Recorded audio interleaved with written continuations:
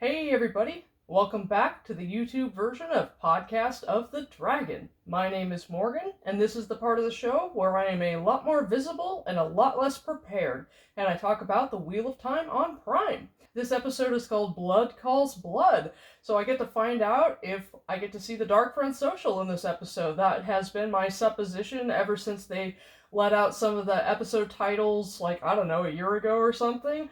I was like, I'm wondering if they're gonna show us that Dark Friend Social. Figured it didn't really matter, like, when in time they dropped it, and probably slip it right in there and give some really good lore and world building. So I'm interested to see. Let's get this going. I'm so excited. Okay, let's read what it has to say. Episode 4, continue watching. If you wondered, yeah, I have watched the episodes multiple times. I'm sure you have too. So, Blood Calls Blood. Perrin and Egwene run into a familiar face. Matt and Rand see strange ones. Moraine and Lon mourn their loss. Alright. Matt and Rand see strange ones. Wonder what they see. I bet they see Logain. Okay, anyway, let's go. I'm excited. Let's go. Oh man, that's pretty.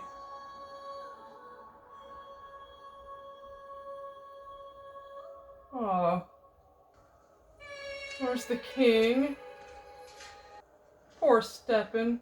Oh man, he looks all fucked up.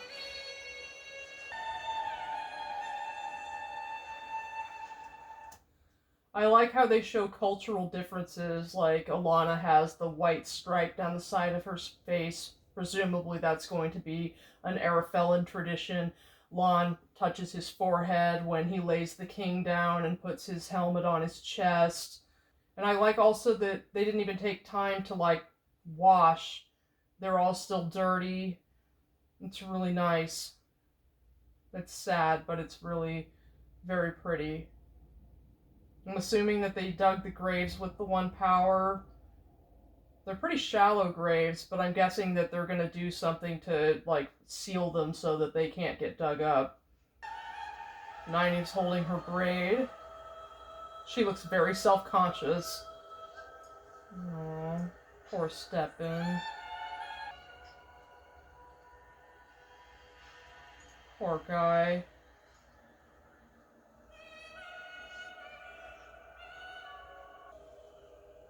Wonder where they got the cloth for the shrouds.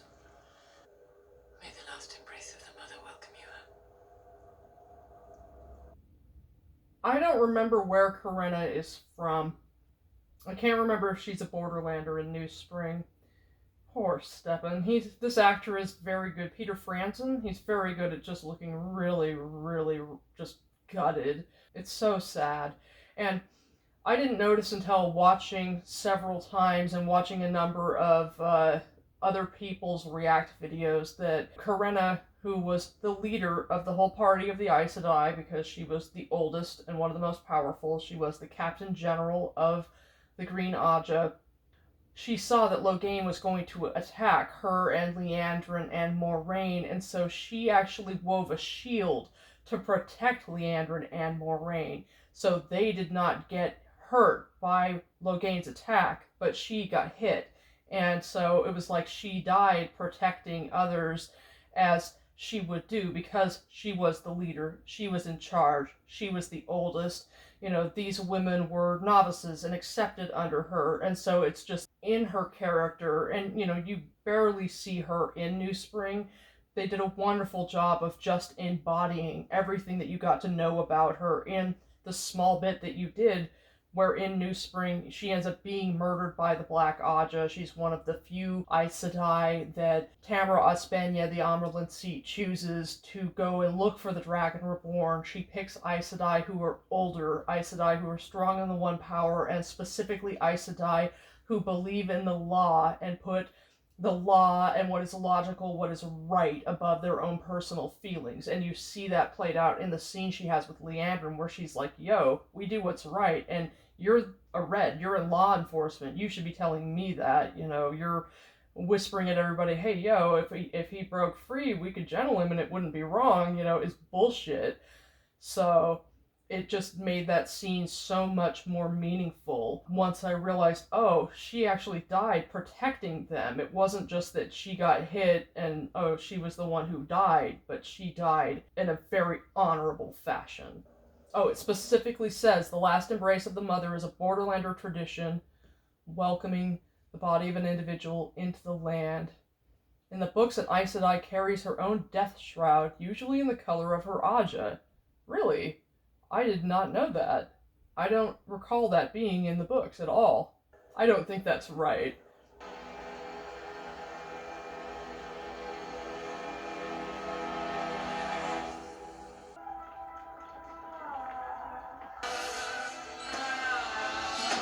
Oh, we get to see Loyal in this episode. I wonder if the blood feeds blood will be a prophecy that Loyal has instead. 1 month later. They must have getting close to Tar Valon then. Oh, that's cool. Cool runes. Oh, she's got her boots tied to the horse. Oh, that's fucked up. Long time since we've been home. Do you still think of it as home? They've got him on the horse with a chain around his neck. That's really kind of fucked up. Also, they've got a good job of Alvaro Morte just looking absolutely, like, all fuckered up. Yeah. This saddle is home. This cloak, these boots, this brooding man at my side. That's profound. She's worried about Steppen. Orders are not supposed to outlive their Aes Sedai. Steppen's a strong man. Nice nod to He'll Nynaeve's deliver her ring to the tower. need to heal. That's so pretty. Oh, there's the traveling people. No, never mind, that's Rand.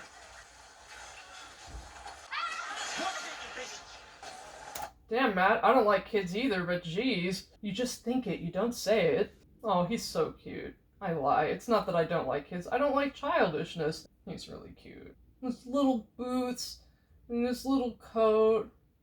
He's adorable. He's like, what the fuck, Matt?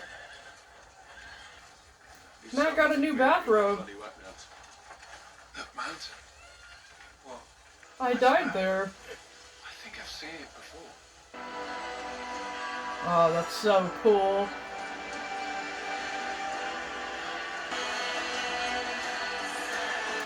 I forget where I read it. I think I saw it on one of my Discords that basically this was all created with an industrial 3D printer, which awesome. It looks beautiful. I love they've got the tile work and that it looks old. Like some of the tiles are missing. It's just, it looks beautiful.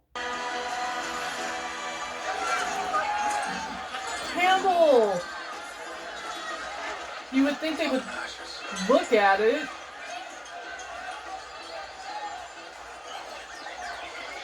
Carrots?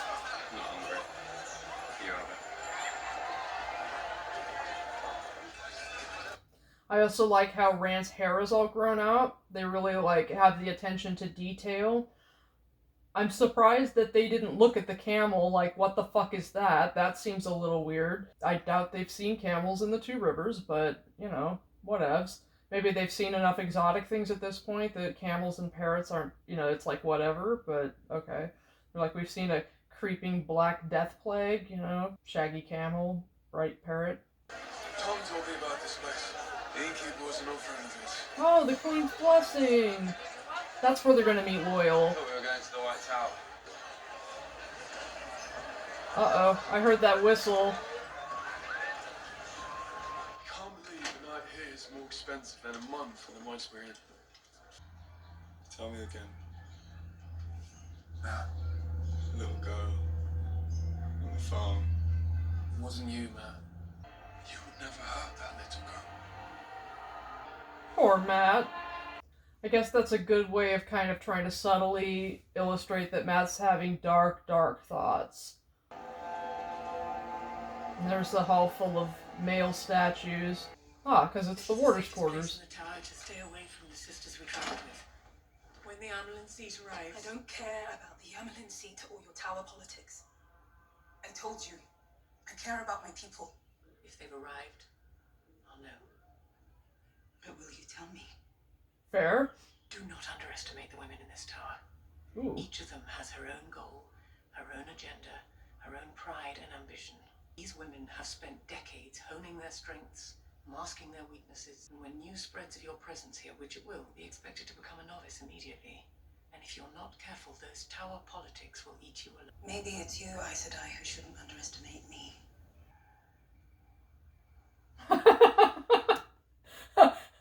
That was wonderful. That expression on Rosamund Pike's face spoke so much. That was just sort of like, oh Jesus, I've been dealing with this for like a month, and Nynaeve exhausts me, and yet at the same time, it's just sort of like you can tell she cares so much about, like, honestly protecting Nynaeve. Like, there was really good faith there.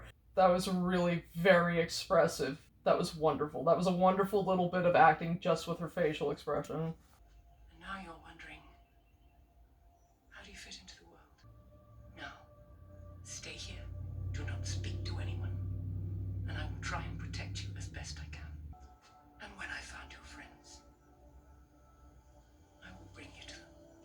That was a wonderful job really illustrating that Moiraine has a real compassion, and I truly do feel like she identifies with Nynaeve. In the first book, as she and Nynaeve are, well, they're not butting heads because Moiraine refuses to butt heads with her, and Nynaeve does act quite childishly in the books because, or at least in the first book, because she's struggling so much with the power of her emotions, and Moiraine is very patient with her, and I think a lot of that has to do with the fact that she too was once so ruled by her temper, and you learn that in New Spring, where she says that, you know, she had to learn to control her temper, and so she gets it. She really does get it, and yeah, I think she, honestly, you see here genuine caring, and I think part of it is she can feel that Lon cares about Nynaeve, and so she cares about what Lon cares about. And also, she just, yeah, she knows that the women in the tower can be very dangerous, and Moiraine also has her own motivations and her own reasons for what she's doing, but she cares. You can tell that she cares, and Rosamund Pike is doing a good job because Moiraine is such a complicated character, because it's not only that she is full of compassion as well as being incredibly dangerous and willing to do very morally gray things to reach her goals. She also, even when you're inside her head, she doesn't really tell you what she's thinking. She is so closed off. She is one of RJ's most brilliantly written characters.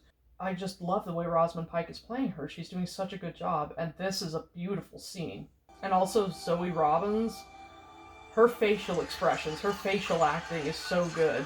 Oh, this is so pretty. Yuck. That, one more turnip curry, and I'll be joining the dogs. We made it. Oh shit, they're gonna get captured by the White Cloaks that close to the tower? Seems you won't have to suffer through turnip curry much longer. Dude, curry is amazing. What's going on? Those two. Bring them to me. You can't just take our...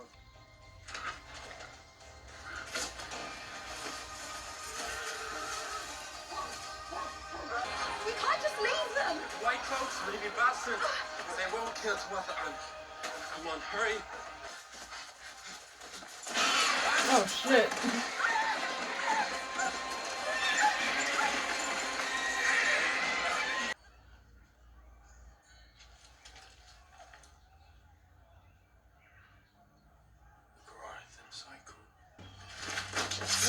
Stay back!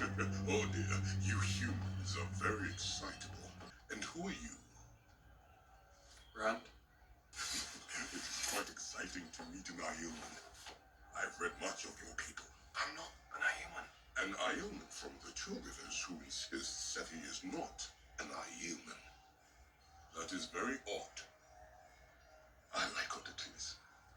What's going on? The Aes Sedai are returning from battle with the false dragon, parading him through the streets to show the people the dangers of madness and hunger for power. How far a man can... Sorry, I've got to go. I'll see you out there. Always in such a rush, these humans. Never taking time to properly prepare for what they're walking into. I honestly don't really care for Loyal. I don't know. Maybe he'll grow on me. He seems a little hasty, honestly, interrupting Rand a whole bunch, and I don't really think interrupting is something that Loyal does, really. You know, he talks a lot, and he definitely can go on and on and on, but he's so ponderous. Yeah, interrupting seems like a hasty thing to do. I don't know how I feel about that, but now I know definitely that I assumed that because he had kind of gingery or blondish hair, that when I saw kind of the far back pan at the waygate, that wasn't Loyal. Also because he wasn't that tall. But I guess it makes sense that having him just be big and with like, you know, broadish features, and I'm impressed with what they did with his hands. That was enough to make him not so human. And yeah, maybe he'll get better. I want to see Basil Gill, and I wish that they had shown like an introduction into the Queen's Blessing, and maybe they did, and it just got cut. I guess the women's circle where Egwene comes up through the paint, that was a scene that got filmed and then cut, and that's disappointing because when Nynaeve is scrubbing the pool, she must be scrubbing away the paint, and you don't have the context for that when Moraine comes in and is sort of like, they say you're a leader in this town and here you are cleaning, and there's no context to be like, why would she be cleaning? And if you had seen Egwene coming up through the paint, you would know why she was cleaning.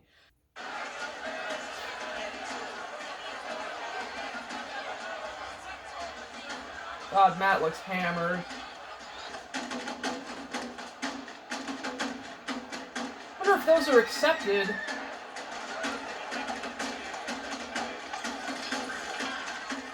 They gave him a new cage. They're bringing in the false dragon.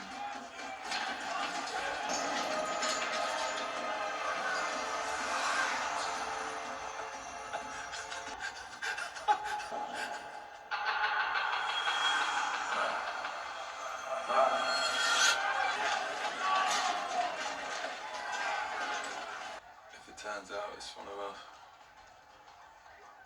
that you or me can channel, we won't let each other become like that.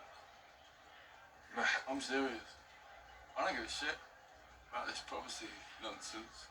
Aes Sedai, dragons, whatever. I won't be like that. Poor How's the Stefan. procession? You'll be picking tomato out of his ear for weeks. It was all worth it to see Leandrin's face when she accidentally got hit with a relish. Oh, that's a great mirror. Haven't worn white since my father's funeral. After he died, I used to go out pissed drunk before I even got to the bar. Fight the smallest, weakest guy in there. That's when I met Karine. She just laughed at me. And then bought me a drink. Somehow we became friends. Or rather, she gave me the honor of becoming her friend. And when she needed a warder, she was already so powerful that she could have had anybody she wanted, but she asked for me. I couldn't believe it. I knew I wasn't worthy. And I had to become worthy of her. It's good that you lads always have each other. Probably 10 more warders if Elana had her way.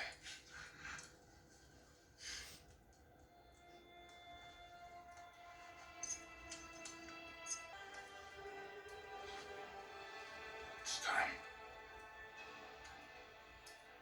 So, is their throuple going to become a quad? What's this say?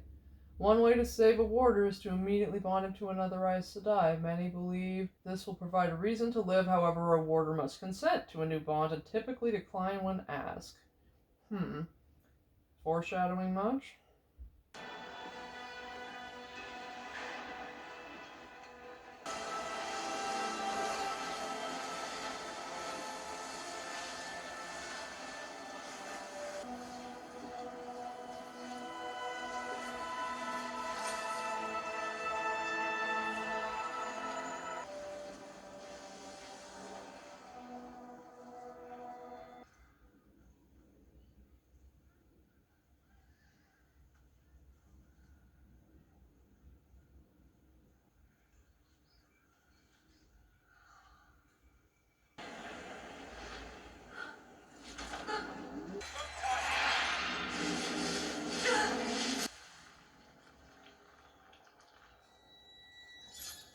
Oh, that's fucking creepy.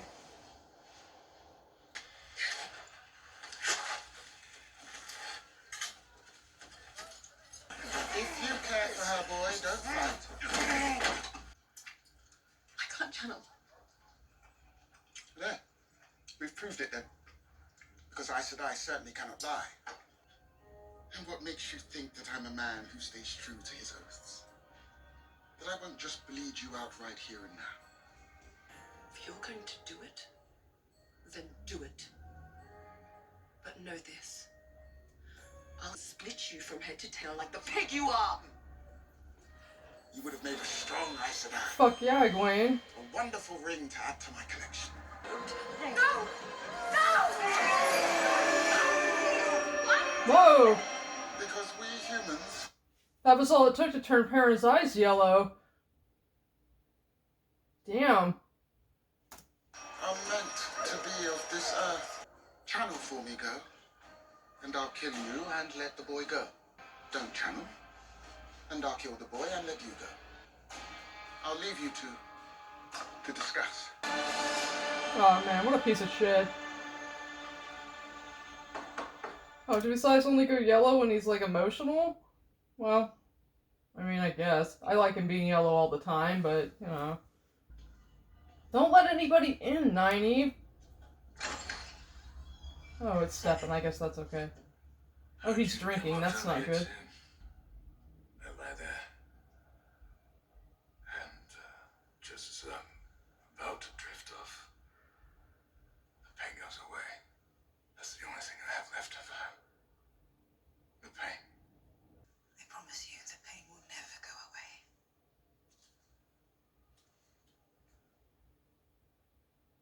Thank you. And that's what I love about the Wheel of Time, or one of many things that I love about it, is the fact that it has so many, like, bittersweet truths, or truths that are honestly gruesomely painful. And, yeah. Don't leave, Nynaeve. Close the door. Oh, you dipshit. Escaped, did you? Oh, God. See? That's what you get. Women hold the one power, but men still control much of this world. And they are rarely kind to little girls who show a spark of being greater than they are. But now you've escaped Moraine's cage, you should enjoy your freedom. That way leads to the library. The persimmons are in season.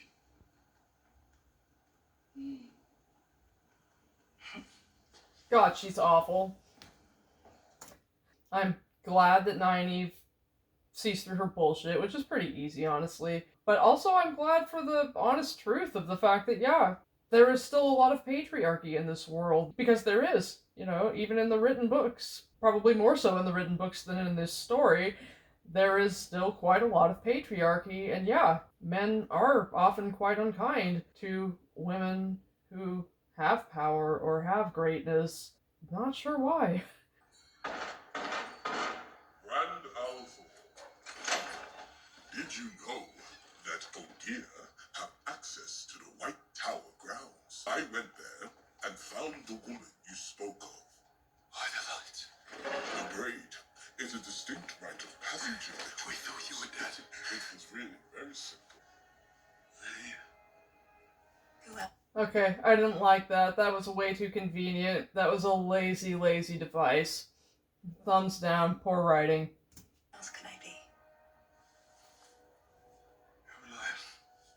So are you. Barely. I think he can channel. I know Moraine said we should come to her at the White Tower. I don't know if we can trust her. We saw what the Aes Sedai did to the Force Dragon. We don't need the Aes Sedai. We're two rivers folk.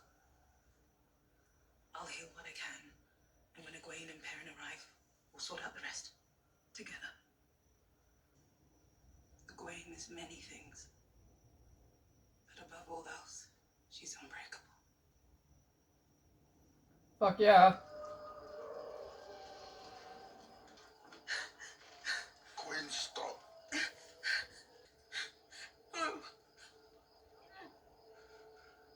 This is what I deserve. Oh, he's gonna tell her.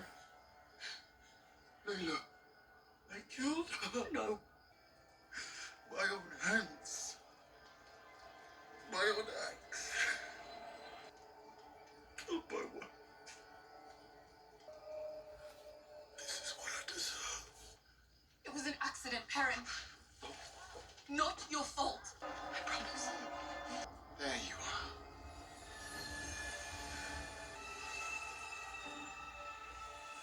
Light him on fire, Egwene!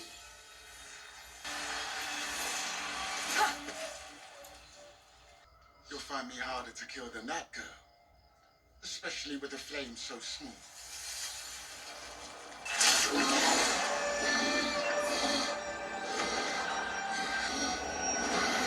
What are you? Fuck yeah!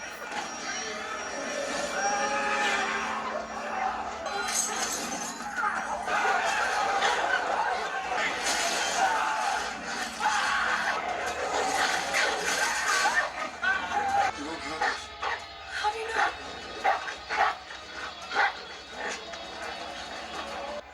Fuck yeah. Where is Nynaeve? Safely hidden away, I assume. God, she's awful. No doubt she's resting after her long journey. You look a little worse for wear too. Ugh. A girl with her raw talent and lack of control would need mentoring. And you think she'll choose red? Our yellow sisters will be desperate to get their hands on her. It's true. So I suggest you look for converts elsewhere. Not many people still make offerings to ward off the Forsaken.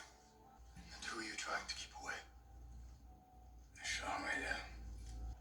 I need to see clearly now. I need to see the truth. Enough of this. I'll stay with you till morning. When a warrior loses his Aes Sedai, the pain is so deep. It's almost like he's swallowed her death. She eating Cheetos? I read once there's a way to release the bond. What have you been doing out there all these years? Now, unless you've made it a habit to use this as your dining room, I'm assuming you have a reason for coming. I got word that the Amelin's returning from Camelin. She summoned us to the hall Uh-oh. to answer for Logain. She's out for blood, looking for someone to blame. For someone who's rarely in the tower, you have two very powerful enemies here.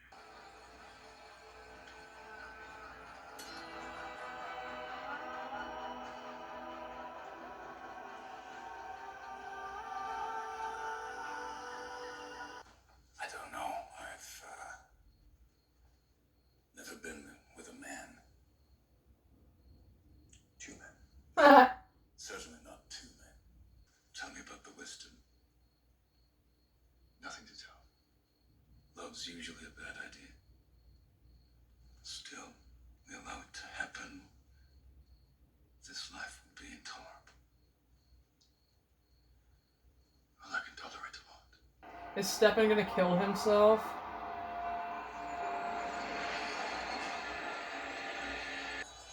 Oh shit, it was the tea.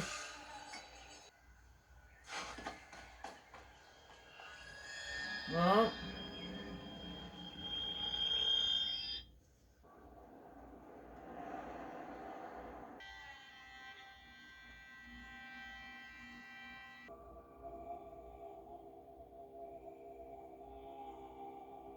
Alan Mondragon, relieve us of our grief.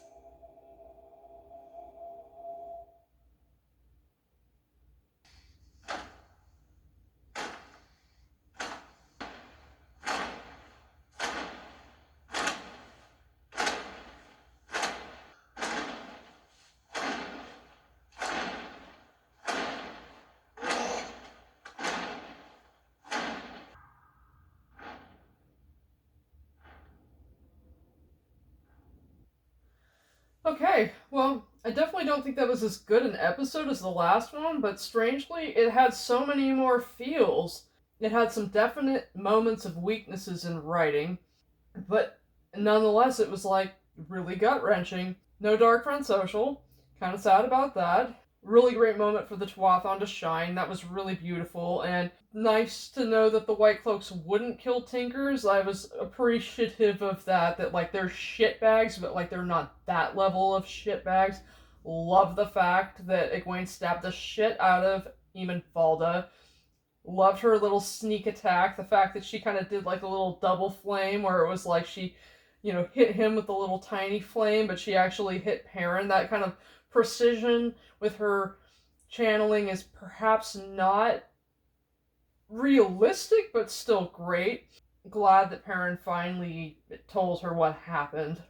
And yeah, just having all the wolves come in and rescue them, I figured that was probably what was going to happen. Leandrin does a great job of being gross, creepy Leandrin. They're doing a wonderful job with her, like, having really bad boundaries. I don't like the idea of Leandrin having had some manner of romantic relationship with Moraine. I prefer the fact that, like, in the books, she is younger. Like, she was, like, a novice when Moraine was accepted, or possibly even when Moraine had just become Aes Sedai. So, she's just younger. Moraine even thinks of her as a wretched child in The Great Hunt. She's thinking, what is the wretched child up to when Leandrin is making nice with Lady Amelisa? Because she's planning on using Lady Amelisa and all of her, women in waiting to look for the boys. And I'm almost even wondering, are they going to have Leandrin be Black Aja at all? Sure, her character is definitely compelling, so I'm appreciating her from that, but her crossing boundaries are like, just the fact that she like touched Moraine the way she did, it was just like, ugh. Though they are definitely getting the homosexual vibes across. So I think that they did a good job with just her touching Moraine the way she did, and even just Moraine and Alana like lying on Moraine's bed. Because they have not done a good job of indicating to people that Moraine and Lan's relationship is not sexual, at least from what I have seen from non-readers watching the show. They're very confused. They find Moraine and Lan's relationship incredibly ambiguous. Yeah, definitely not as good an episode as the last one. It had a lot of strong points to it. Eamon Falda, he was great. He was so horrible, he was great. The scene with the White Cloaks, like, cleansing Egwene, that was so awful, so uncomfortable, like, so traumatic. It was a good episode. Looking forward to the next one. Apparently the next one is just off the hook. So, guessing that's when we finally get to meet Swan. I'm really excited. Love the fact that they've played it up like Swan is Moraine's enemy, which is great, because we know that she's not. We know that there's all of this stuff behind them. They're co-conspirators, and so the fact I'm looking forward to all of the people who don't know the books realizing, finally having that great reveal and being like, oh, no, there's something going on here. And yeah, I hope that Moraine and Swan are still together. It's not professional of them to still be together, because the Amerlin seat should not be involved with any other sisters. That's not professional. She's the Amerlin seat. It's a power imbalance for her to be involved with any other Aes Sedai. But they've got history there, and so it's just kind of like, if they never broke up, still loved the episode. It was a great episode, even if it wasn't as great as the last one. So, and I, of course, will go back and watch it again, because, of course, I will. So, thank you for coming to the YouTube version of Podcast of the Dragon and watching me react to this. And take care, everybody. Have a good one.